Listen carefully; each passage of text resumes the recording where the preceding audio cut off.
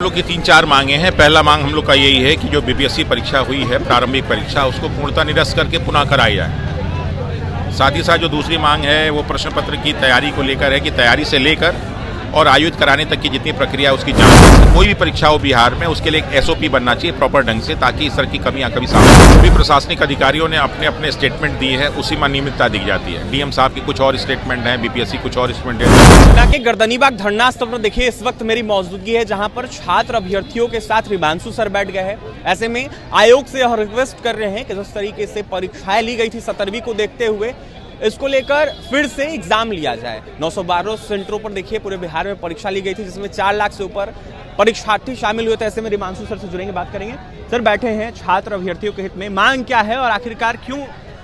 देखिए, हम लोग की 3-4 मांगे हैं। पहला मांग हम लोग का यही है कि जो बीपीएससी परीक्षा हुई है, प्रारंभिक परीक्षा, उसको पूर्णतः निरस्त करके पुनः कराई जाए। साथ ही साथ जो दूसरी मांग है वो प्रश्न पत्र की तैयारी को लेकर है कि तैयारी से लेकर और आयोजित कराने तक की जितनी प्रक्रिया उसकी जांच हो, क्या क्या कमियां कहाँ पे रही, और जो अगली बार परीक्षा हो तो कोई भी परीक्षा हो बिहार में उसके लिए एक एसओपी बनना चाहिए प्रॉपर ढंग से, ताकि इस तरह की कमियां कभी सामने ना आए। और लास्ट में जो बच्चों के साथ थोड़ा सा एफआईआर अज्ञात लोगों के खिलाफ किया गया, नाम तो नहीं लिखा गया है तो कोई बहुत ज़्यादा माने नहीं रखता है, फिर भी इस तरह का काम बच्चों के साथ न किया जाए तो बेहतर है।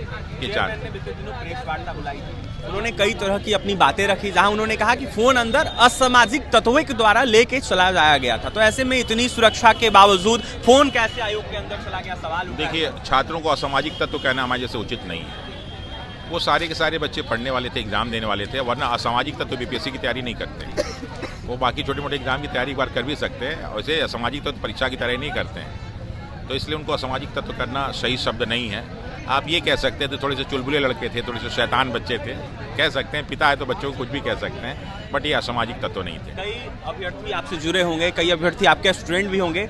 क्या सिर्फ पटना के बापू परीक्षा केंद्र में ही अनियमितता बरती गई या फिर अनेकों जगहों पर इस तरीके की खबरें? देखिए, जो भी प्रशासनिक अधिकारियों ने अपने अपने स्टेटमेंट दिए हैं उसी में अनियमितता दी जाती है। डीएम साहब की कुछ और स्टेटमेंट है, बीपीएससी कुछ और स्टेटमेंट देती है, अगले दिन सुबह और स्टेटमेंट आता है, शाम को और स्टेटमेंट आता है, तो अलग अलग समय पे अलग अलग स्टेटमेंट ही बताता है कि अनियमितता हुई।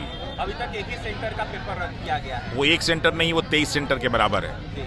तो वो नाम का एक सेंटर है, वो 23 सेंटर के बराबर, इसलिए और भी सारे सेंटरों में जो अनियमितता आई उसको देखा जाए, तब निर्णय लिया जाए। जांच की मांग करेंगे आप? बिल्कुल, जांच की मांग की गई। दूसरा मांग जांच वाला ही है। रद्द भी करवाने की मांग? पहला रद्द है, फिर री एग्जाम है, उसके बाद जांच की मांग है, उसका एक एसओपी बनाने की बात है। बस ये 3। अभ्यर्थियों को संदेश क्या जाएगा रिमांशु सर के तरफ? अभी जितने भी अभ्यर्थी सब आए हुए हैं, यहाँ बैठ के पढ़ेंगे, सब अपनी बातों को कहेंगे।